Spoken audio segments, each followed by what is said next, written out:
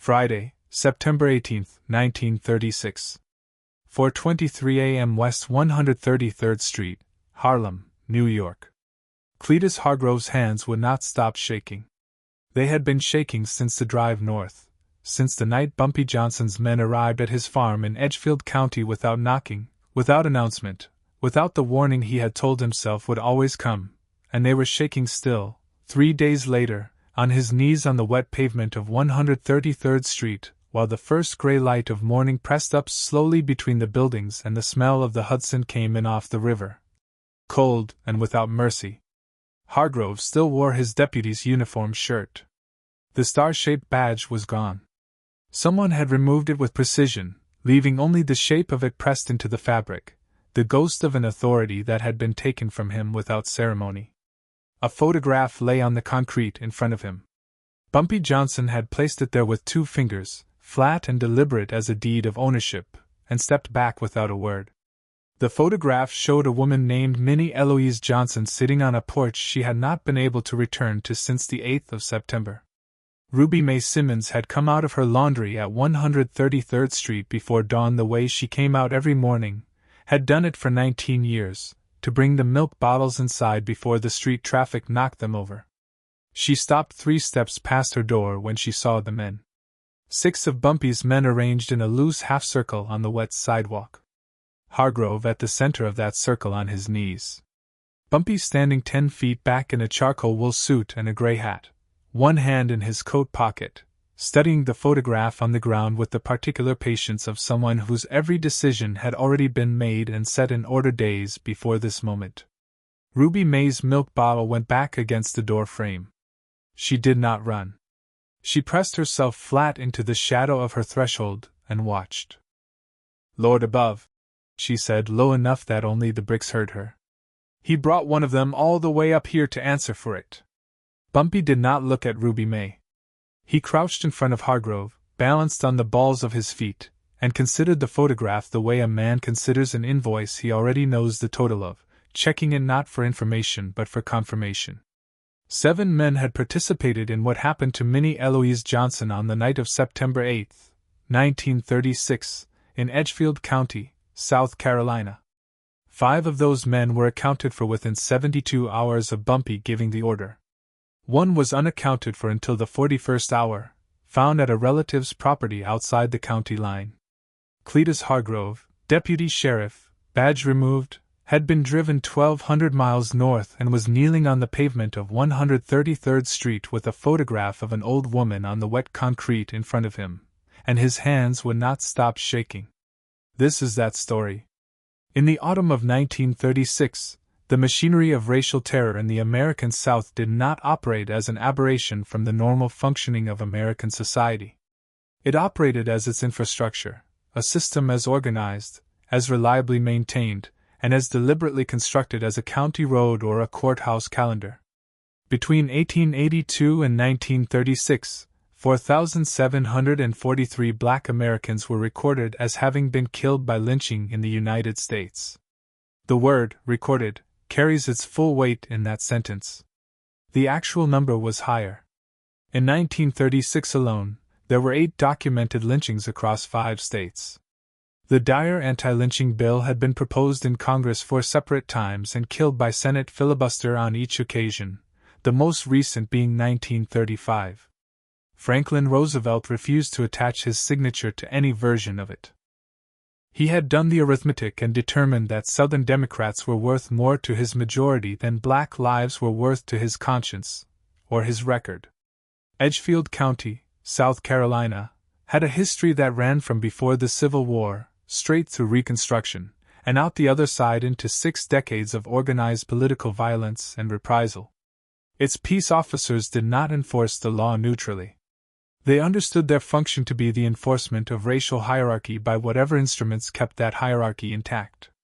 By 1936, the distinction between the Edgefield County Sheriff's Department and the local Klan chapter operating within the county was not a distinction of purpose, of ideology, or of membership. It was a distinction of paperwork.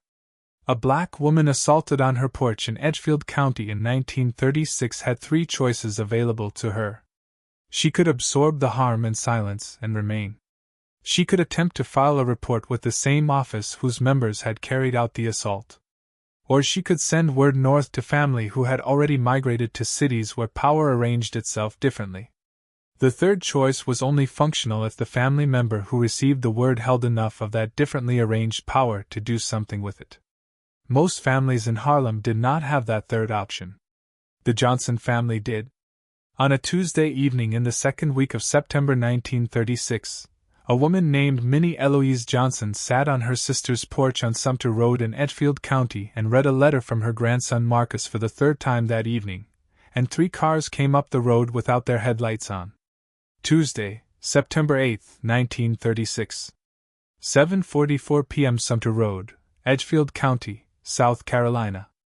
The heat was still stored in the porch boards at 7:44 in the evening, pressing upward through the soles of Minnie Johnson's house shoes with the particular insistence of southern September. A warmth that belonged to the earth itself, and would not leave until the earth decided it was finished. The smell of wood smoke from a chimney 2 fields away had moved across the road on the evening air and mixed with the heavy sweetness of kudzu vine that had taken the south fence of the yard completely, a smell like a place that had been left alone long enough to become entirely itself. A whippoorwill had started its call from somewhere past the east tree line and was not stopping, its 3-note pattern cycling without pause or variation into the descending dark. The oil lamp on the porch railing threw a circle of amber light exactly 6 feet in every direction, and Minnie Johnson sat at the outer edge of that circle with a letter in her hands and read it slowly, tilting the paper toward the light the way she had tilted paper toward every source of light available to her for 67 years. Marcus had written about his mathematics course at his high school on 125th Street. He had written about a problem he had solved that his classmates had not solved.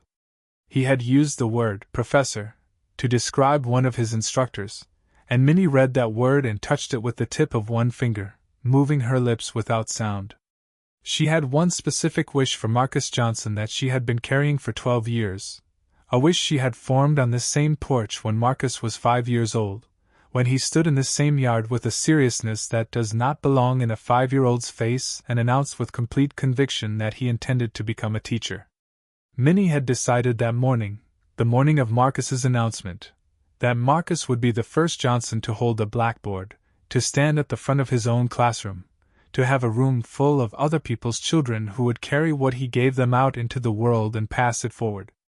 She had not released that wish through his mother's illness.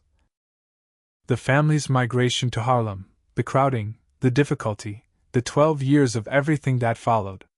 She folded the letter along its original crease and returned it to the pocket of her house dress, pressing the fold flat with one thumb. Her sister Ida was at the kitchen sink. The sounds of it came through the screen door in a familiar domestic order, the slow tap running, the ceramic knock of plates settling against each other in the drying rack, the distinct ring of a glass set down on the wooden drain board. The 3 cars came up Sumter Road without their headlights, coasting from the top of the hill with their engines cut, and you did not hear them until the second car had already cleared the fence line, because the whippoorwill was still calling and the red clay road absorbed the rolling weight of them in silence, and by the time the sound registered as wrong, the first car had already stopped at the base of the porch steps.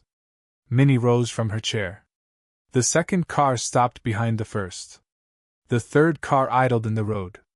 Cletus Hargrove stepped out of the passenger side of the second car. He was 44 years old, broad through the shoulders and built with the particular solidity of a man who had never in his life been required to justify the space he occupied. He wore his deputy's badge on the chest of a work shirt with the sleeves rolled to the elbows, and he came up the porch steps at his ordinary pace, the pace of a man on his own property. "Where's the man of the house?" he said. Not a question. The flat declarative of a man confirming an address. "There is no man of the house," Minnie said. She was standing between Hargrove and the screen door. "My sister lives here alone." Hargrove reached out and took the oil lamp from the railing and held it near Minnie's face, not to see anything the dark was hiding from him, but because holding a woman's lamp while she stood in the dark was a kind of language he had spoken for years. A language that said, "I decide what light you have access to." He set it back on the railing. He looked at the 6 men spread in the yard behind him. At the fence stood Albert Vass, Dooley Crane, Pete Whitmore, Cecil Owens, and Roy Stuckey. Ned Fulton had come around the right side of the house and was positioned in the side yard near the woodpile with his hands at his sides. Every one of them was carrying. "Word reached us," Hargrove said, "that there are families renting the back field off this property for farming operations. That field shares a boundary with county land. County's taking an interest in that arrangement." Minnie's hands were folded in front of her. She kept her eyes on Hargrove's badge. "My sister has owned this land and the back field and every fence around it for 31 years, she said. Hargrove placed his right hand on Minnie's shoulder. Not a grip yet. Just a placement of weight, an announcement of category. He said something to Vass and Crane at the fence that was too low to carry to the porch, and both men started up the steps. Ida pushed the screen door open. She saw Hargrove and the 2 men behind him and the shape of the others in the yard, and her hand came to her mouth and her eyes went wide, and Hargrove extended 2 fingers in her direction and said, "Inside," in the voice he reserved for animals and obligations, and Ida went back through the door and let it close. Minnie Johnson was 67 years old, and she understood in her bones and her blood what it cost a black woman to scream on Sumter Road at night, what it had always cost, what her mother had known, what her grandmother had known, what every woman in her line had carried as a tax on their survival. She did not scream. She did not resist when Vass and Crane took her by the arms and walked her off the porch and down the steps. Her feet found each board without her needing to look down. The letter from Marcus was still in her dress pocket. They walked her to the far side of the second car, out of sight of the porch lamp and the road, and that was when the distance between what was happening and what could still be undone collapsed entirely, and became one thing. Saturday, September 5, 1936. 9:15 p.m. Back room, Hargrove's tap room, Route 23, Edgefield County, South Carolina.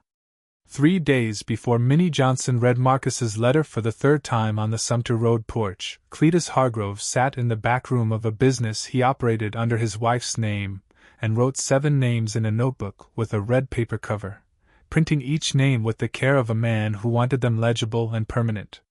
The room had 1 ceiling lamp and no windows. The smell of cigarette smoke had been absorbed by the plaster over many years and was now part of the building's composition. He read the names aloud when he had written the last one, going down the list: Vass, Crane, Whitmore, Owens, Stuckey, Fulton, and his own. 7 men. He drew a single line beneath his name and pressed the notebook flat on the table. "The property owner on Sumter Road is out of the county until Saturday," he said to the men in chairs before him. "Her sister came down from New York last week with the woman's grandson. The sister has been making inquiries with the NAACP regional office in Columbia about the rental arrangement on the back field."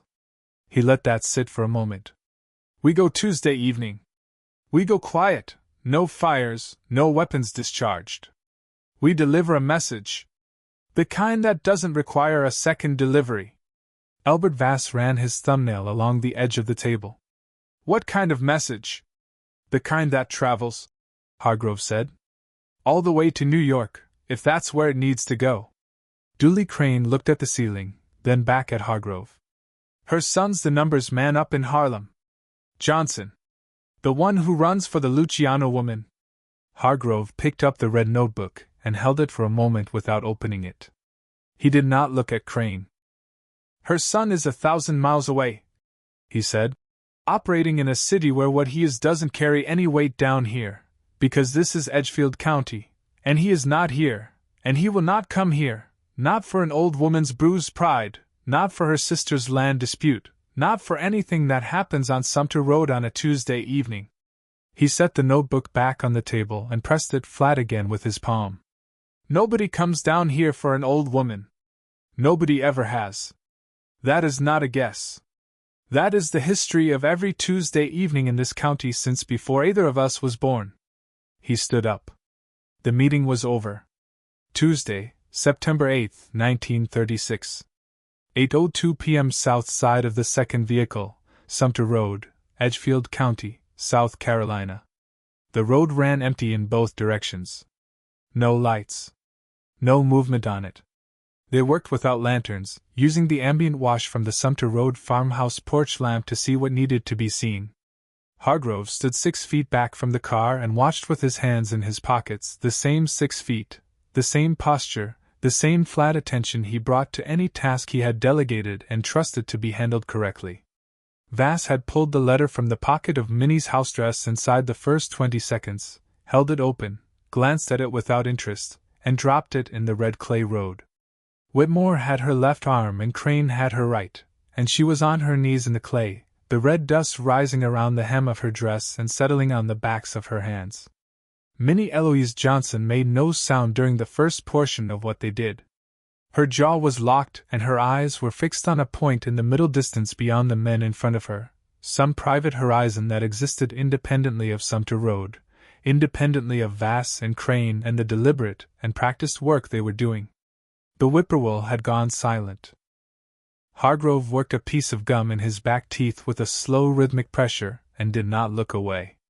Whitmore took her left hand and bent the 4th and 5th fingers back against the frame of the car door with a controlled and specific application of force, the force of a man who knew exactly how much was necessary and did not use more than that, and the sound it made was the sound of green wood splitting, a crack with a softness at its center, and Minnie's breath left her body in a single sharp column that was not a scream and not a word. Was something older than either, the involuntary sound of the body's deepest systems overriding everything the will had been holding. They worked the left side of her ribs with the same methodical attention. In the red clay of Sumter Road, a foot from where Minnie knelt, Marcus's letter lay open in the dirt. The page with the word Professor facing up. Roy Stuckey stood at the fence and watched the road in both directions. Cecil Owens stayed with the first car. Ned Fulton had come back around from the side of the house and stood near the tree line with his hands in his jacket pockets. When they were done, Hargrove straightened his badge with one thumb, walked to the foot of the porch steps, and looked up at the screen door where the silhouette of Ida was just barely visible through the mesh, one hand pressed to the door frame. "Your sister needs medical attention," Hargrove said. "You want to file a complaint with the county. The office is open weekdays. You want to go to the NAACP, go to a newspaper, send word to New York, send word to any person in any direction. The next time we come for the boy. We know his name. We know what school he attends. We know his address." He set his foot on the first porch step and left it there for a moment. "I want to know that you understood everything I just said." He removed his foot from the step. He walked back to the second car, got in. And all 3 cars started their engines at the same moment, and moved north on Sumter Road without their headlights until they reached the crest of the hill and disappeared. The whippoorwill did not call again that night. The letter lay in the road.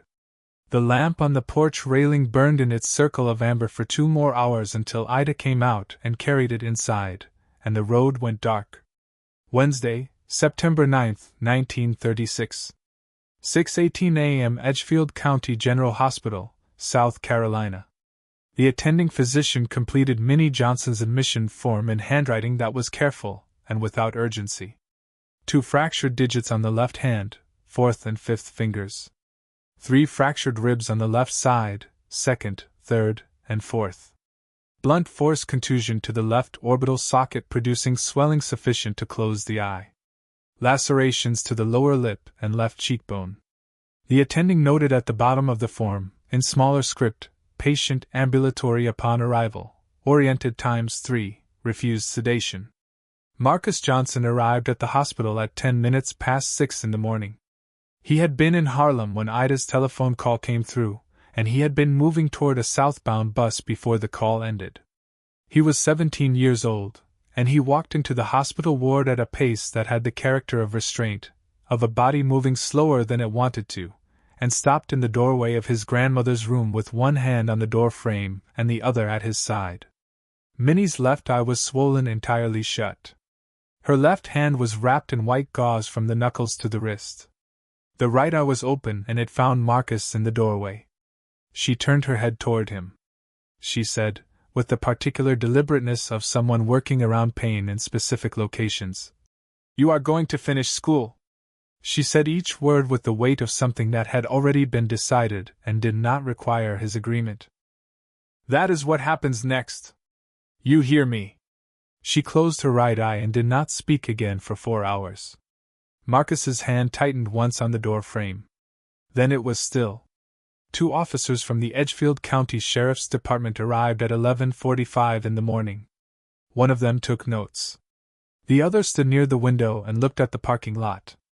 "Ma'am," the note-taking officer said to Ida, who was presenting her account on Minnie's behalf, "what you're describing to me is a dispute between neighbors that turned physical. Without witnesses who are prepared to come forward and provide names in an official capacity." "I have 7 names," Ida said. "I can give them to you right now." The officer clicked his pen closed.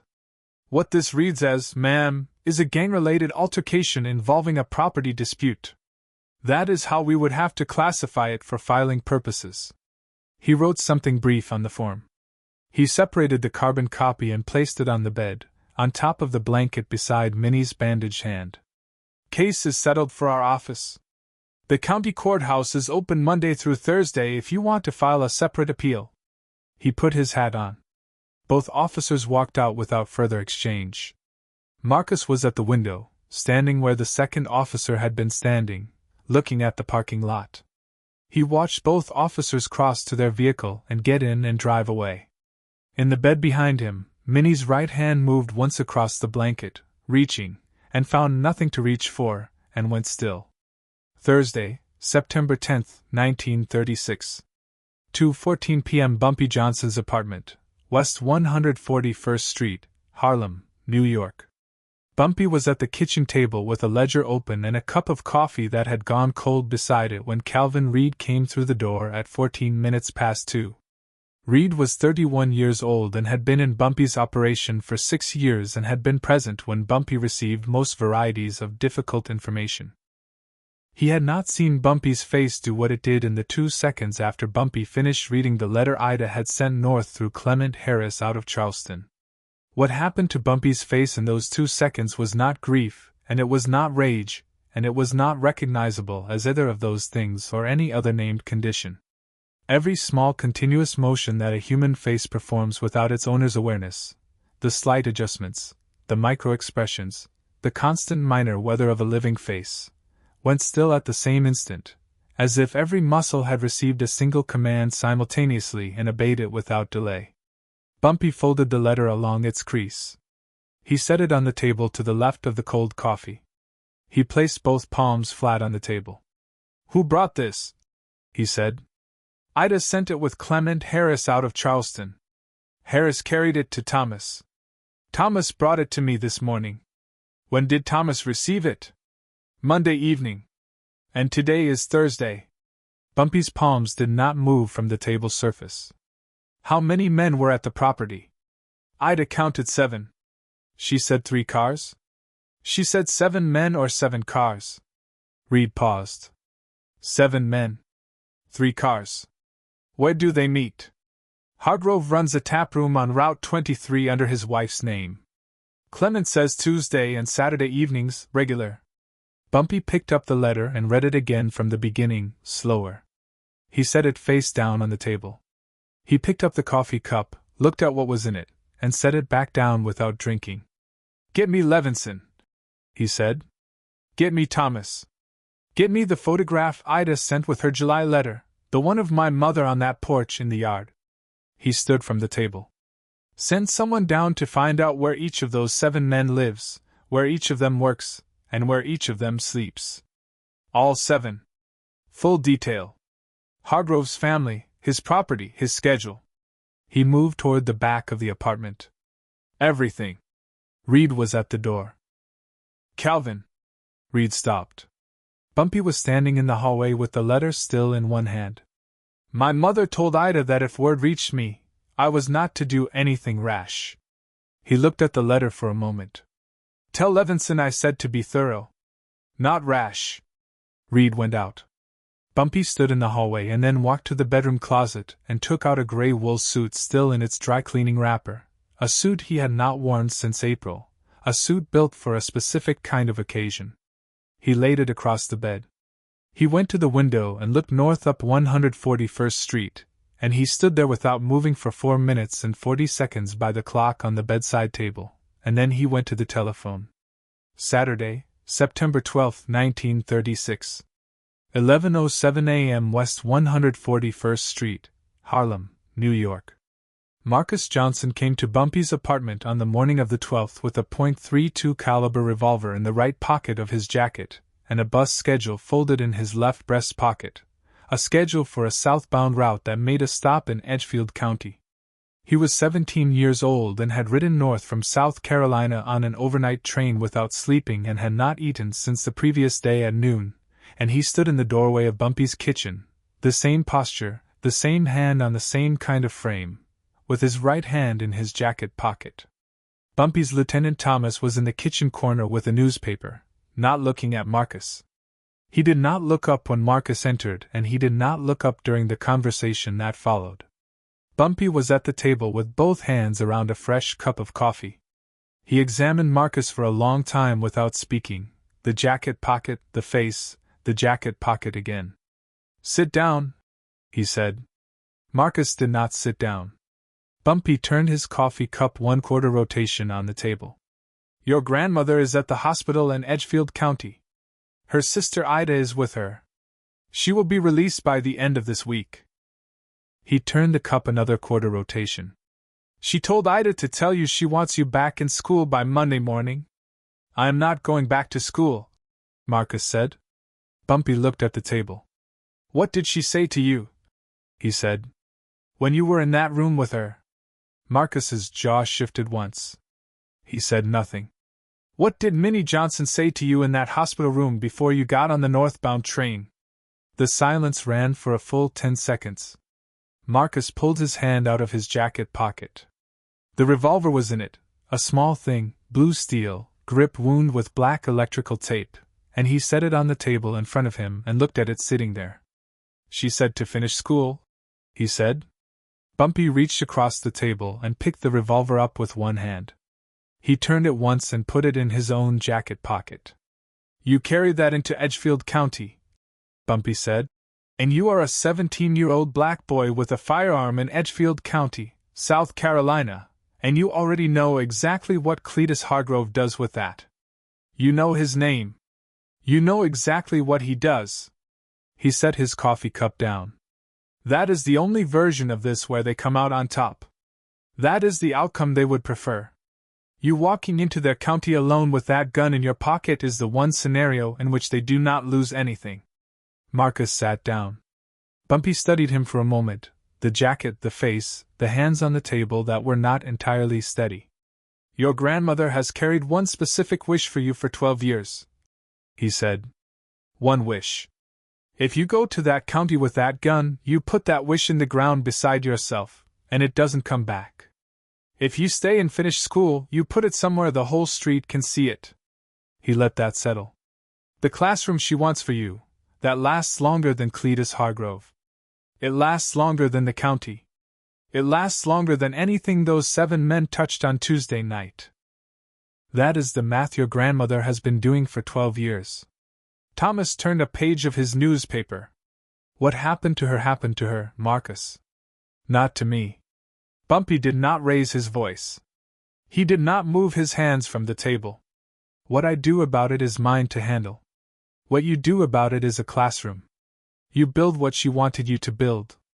You become the first Johnson to stand at a blackboard. You give other people's children what she gave you, and then they give it to their children, and then those children give it to theirs, and there is no act those 7 men can perform, now, or in any year that follows, that is capable of stopping that." He put both palms flat on the table. "I will pay for the remainder of your schooling.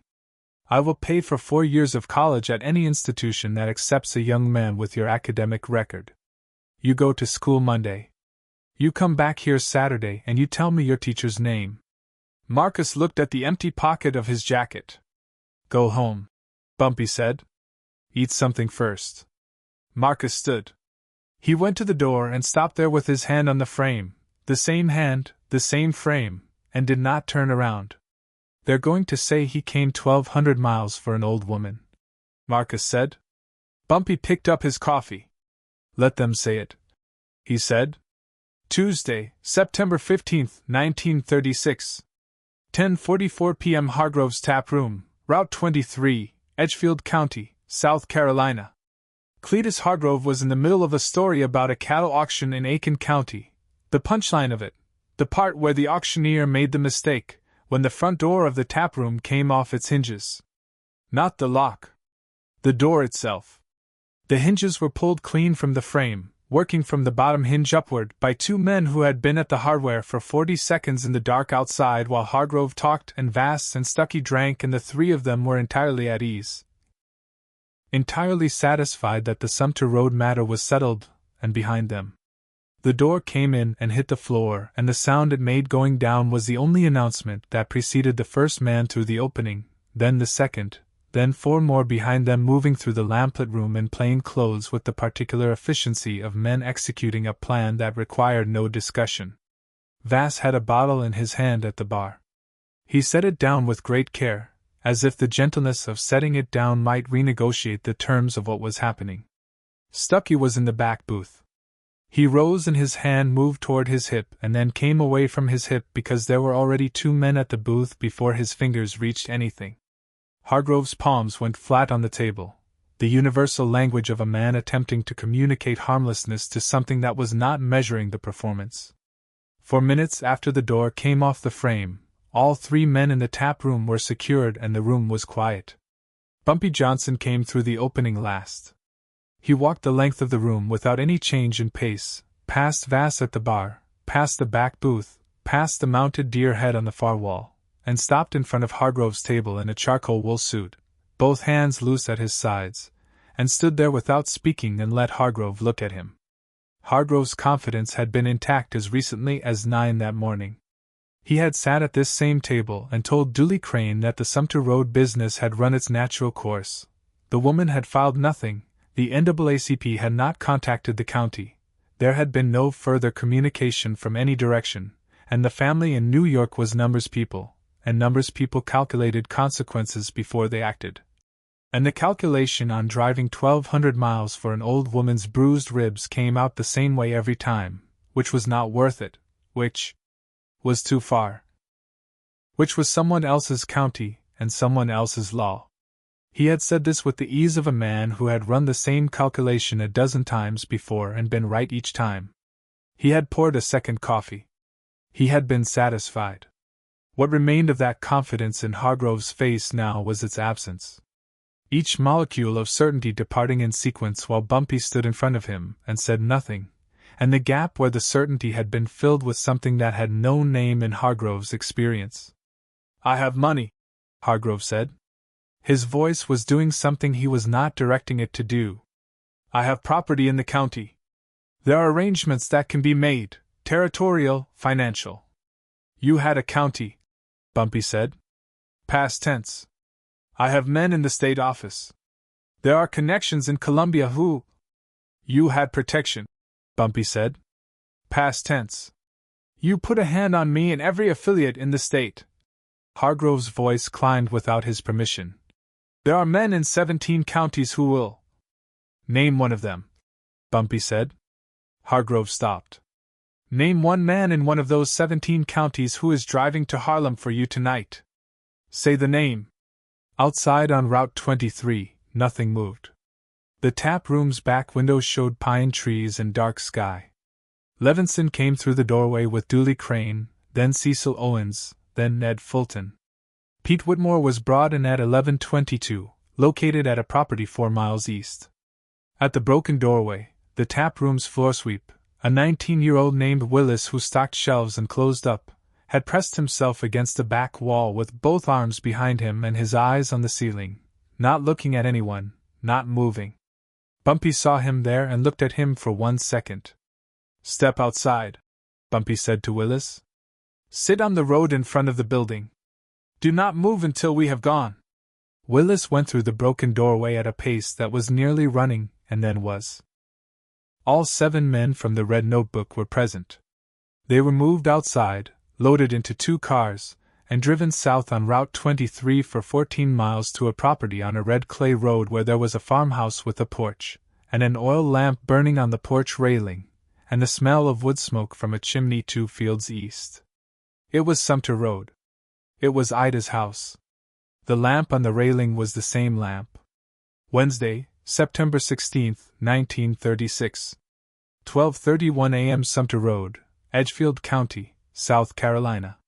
The 7 men were brought to the porch of Ida's farmhouse in pairs and made to stand on the boards where Cletus Hargrove had stood on the 8th of September with his hand on Minnie Johnson's shoulder, in the amber light of the same oil lamp on the same railing, and Bumpy stood at the base of the porch steps in the same position Hargrove had occupied that night, 6 feet back from the steps, hands in his coat pockets, watching.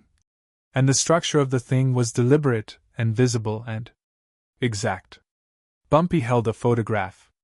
It was the photograph from the apartment on 141st Street, the one Ida had sent with her July letter, Minnie Johnson on this porch, on an ordinary afternoon before September 8th, sitting in the chair she had been in when the cars came without lights.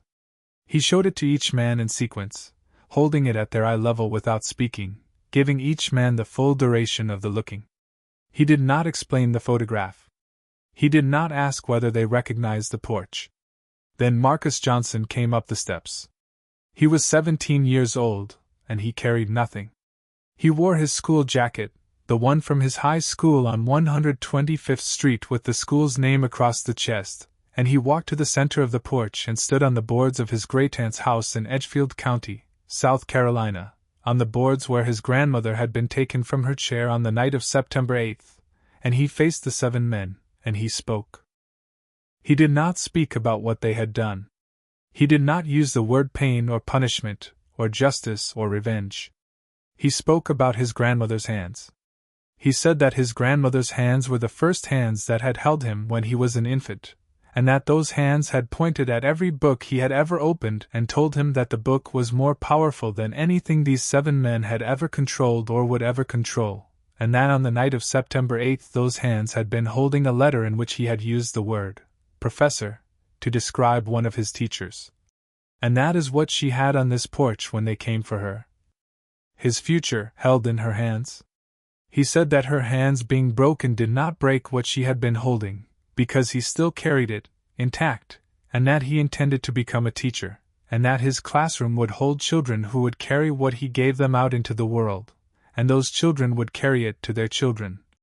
And there was nothing these 7 men could do from this porch or from any porch on any road in any county that was capable of interrupting that passage, not now, not in any year that followed. He said his grandmother's name the way she had said important things to him, clearly, with her full name, as if the fullness of a name was the minimum respect a person was owed.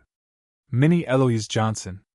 He said she had wanted a classroom for him since the morning he stood on this porch at age 5 and told her he was going to be a teacher, and that she was going to get one. He walked off the porch and down the path toward the road and did not look back. Bumpy watched him go. Then he turned to the 7 men and took the photograph of Minnie Johnson and placed it flat on the porch railing, face up, under the oil lamp. What happened in the 40 minutes that followed was not loud and not chaotic. It was methodical, conducted with the precision of a process that had been designed in full detail in advance, and was being executed without improvisation or excess. Each of the 6 men other than Hargrove was dealt with in sequence, and accounted for. Hargrove was brought up the steps last. 2 of Bumpy's men walked him up the same steps Minnie had been walked down, 1 man on each arm, the same positioning, and held him against the railing, in the lamp's light, at the same railing where he had stood with Minnie's lamp in his hand. Bumpy stood 6 feet back and watched from the same distance Hargrove had stood watching his men work, and what happened to Cletus Hargrove on the porch of Ida's farmhouse on Sumter Road took 4 minutes and was worse than what had been done to Minnie Johnson and was measured and did not go beyond what had been decided in advance, and when it was finished Bumpy's men stepped back and came down the stairs. Bumpy picked up the photograph from the railing. He looked at it once. He placed it in his coat pocket. He walked off the porch and down Sumter Road toward the waiting cars, and the lamp burned in its amber circle on the railing, and the whippoorwill was calling again from past the east tree line, and the road was empty in both directions. Wednesday, September 16, 1936. 9:55 a.m. Route 23, Edgefield County, South Carolina. Detective Walter Fenn of the South Carolina State Law Enforcement Division arrived at the Hargrove Tap Room property at 9:55 in the morning in response to a call from the county sheriff's office reporting a disturbance and a number of men requiring medical attention. He was 46 years old and had been with SLED for 11 years and had over that time developed a specific set of facial arrangements for situations he understood completely and had determined were not worth his professional investment. He wore one of those arrangements through the 40 minutes he spent on the Route 23 property. The tap room's front door was on the floor inside the building, the hinges still attached to the door's edge, removed from the frame.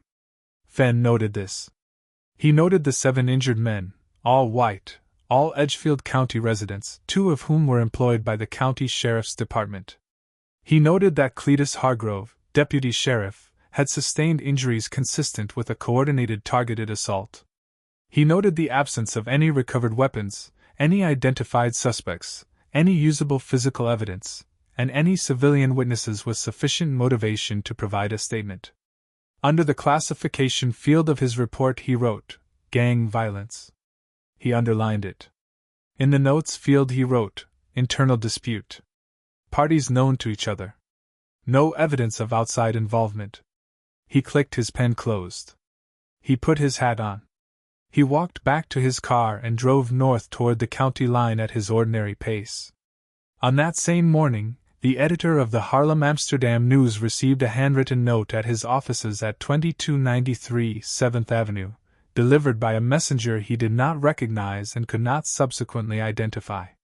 The note was one sentence in block print letters: "The Edgefield matter is resolved. J." The editor read the note 3 times without sitting down.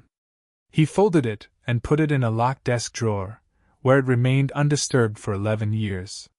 That afternoon he placed a telephone call to a man he knew in the Luciano organization, and the man he called told him, unprompted, that Harlem north of 110th Street remained Johnson's territory to manage, as it had been, and that the organization had reviewed no reason to revisit that understanding. The editor thanked him and replaced the receiver. Neither communication was a celebration. Neither was intended to be.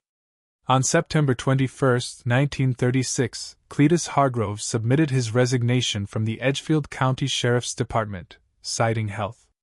He did not seek another position in county government. He sold the taproom on Route 23 in October of that year and did not re-enter commerce of any recognizable kind. Ruby Mae Simmons returned to her routine on 133rd Street the morning after she had pressed herself against her threshold in the dark and watched and understood. She brought her milk bottles in. She opened the laundry. She did not speak about what she had witnessed to any person she did not trust completely, and she did not speak about it to those she did trust in terms more specific than a long look and a single slow nod. In 1939, she placed a small framed photograph in the front window of her laundry, between the receipt ledger and the bottle of industrial bleach, where the morning light struck it squarely. The photograph showed a woman she described to any customer who asked as a woman she had admired. She never provided a name to those customers, and she never took the photograph down. Albert Vass relocated to Georgia in the spring of 1937. Dooley Crane moved to a county in Alabama in the winter of 1937 and died of a cardiac event in 1941, having spoken of Edgefield County to no one in the years between. Pete Whitmore did not leave Edgefield County. He transferred his land holdings and his farming equipment to a buyer at below market value before the end of 1936 and spent the 33 years remaining to him in a house on the county's eastern edge, maintaining almost no social contact of any description. Cecil Owens and Roy Stuckey were not reliably documented in Edgefield County after October of 1936. Ned Fulton applied for mill work in Spartanburg in November 1936 and did not receive a reference from any party associated with the county. Cletus Hargrove remained in Edgefield County until his death. He never wore a badge again. He was observed by 3 different people between 1937 and 1950 in 3 separate ordinary contexts: a feed store, a roadside service station, a church parking lot, and each of the three described, independently of one another, that his hands shook in a way that did not appear to be from age or illness. They shook the way hands shake when the body has been taught something it cannot unlearn and cannot put down and cannot, in any waking hour, entirely stop carrying. Minnie Eloise Johnson returned to Harlem in the spring of 1937. Her left hand healed at a slight angle, the fourth and fifth fingers setting wrong despite the splinting, and she felt the cold in them for every winter that followed for the rest of her life. She established a specific Sunday afternoon practice of sitting on the fire escape of her building on 132nd Street facing east and reading whatever had arrived in her mailbox that week. She read every letter Marcus sent her from school, and she read every letter he sent her from college, and she ran her finger across the words that mattered in each one. She died in the spring of 1948, at 79 years old, in a room on 132nd Street with Marcus sitting beside her. Marcus had been teaching mathematics in a Harlem public school for 2 years. Marcus Johnson completed his high school requirements 6 weeks ahead of schedule by filing a formal petition with the school's academic office in October 1936 and finishing his outstanding coursework before Christmas. He graduated in June of 1937. He entered City College of New York the following September on a fund administered through one of Bumpy Johnson's community accounts, and completed his degree in mathematics education in 1941. The New York City Board of Education hired him in 1942. He taught mathematics at 3 different schools in Harlem over 27 years of continuous service. He kept his grandmother's letter, the letter Elbert Vass had pulled from her dress pocket and dropped in the red clay of Sumter Road, which Ida had retrieved from the road on the morning of September 9th and sent north with Clement Harris along with Ida's own letter. In the front pocket of every jacket he owned from 1937 until the last day he stood in front of a classroom. He did not show his students the letter. He showed them the word, "Professor." He told them that his grandmother had read that word in a letter he had written her and had pressed her finger against it, and that the weight of that press was the reason he was standing at the front of their room. In 1969, Marcus Johnson used the proceeds from the sale of his Harlem apartment to establish the Minnie Johnson Mathematics Fund at a community organization on 125th Street, providing scholarship support to Harlem students pursuing 4-year degrees in mathematics, science, and education. He administered the fund personally until 1987, at which point he transferred its management to a former student of his who had gone on to become a professor of mathematics at Columbia University. In the fund's first 20 years of operation, it supported 41 students through the completion of their degrees. The first Johnson to hold a blackboard had given 41 more people the same. 2 trials were conducted for what happened to Minnie Eloise Johnson on the night of September 8, 1936, on Sumter Road in Edgefield County, South Carolina. One was conducted by the Edgefield County Sheriff's Department, and concluded in 4 exchanges of dialogue and 2 words written on a standard form, gang violence.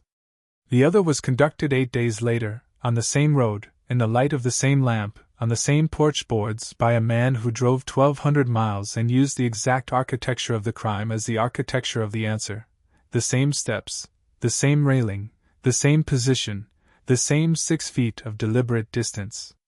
Whether what happened on that porch at 12:31 in the morning was justice, whether it was a different species of terror wearing justice's clothes, whether the moral account of a broken hand and 3 broken ribs can be settled by a worse version of the same, those questions do not resolve into clean answers, and the script of this moment does not resolve them, because the people who lived it did not have the comfort of clean answers, and neither should anyone examining what they did from a safe distance.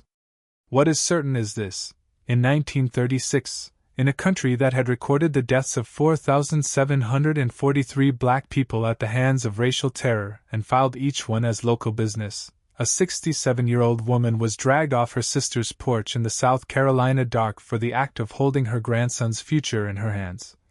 And the institution built to protect her drove away after writing 2 words on a form. What happened next was not the law, but it was an answer, and the men who received it never spoke above a whisper again. If you believe Minnie Eloise Johnson deserved more than 2 words on a government form, drop a like on this video. If you understand why Bumpy Johnson drove 1,200 miles and stood at the base of that porch and did what he did, if you understand that some forms of silence are not peace but the loudest possible statement about who a society has decided matters, subscribe to this channel, because these accounts will keep coming until every name in them has been given the weight it was owed. Turn the bell on so you don't miss the next one. Minnie Eloise Johnson. She wanted a classroom. She got 41.